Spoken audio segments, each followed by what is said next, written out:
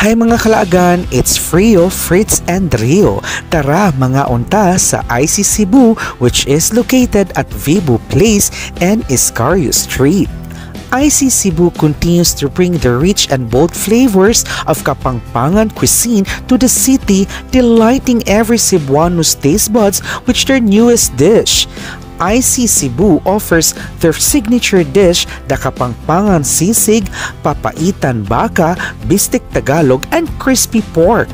And to top it all off, they've introduced two must-try desserts, the crispy toron with latik and their creamy homemade ubi halaya.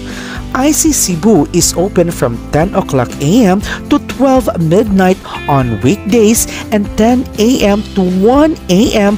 on weekend. So what are you waiting for mga kalaagan? Tara mga unta sa IC Cebu. Until next time mga kalaagan!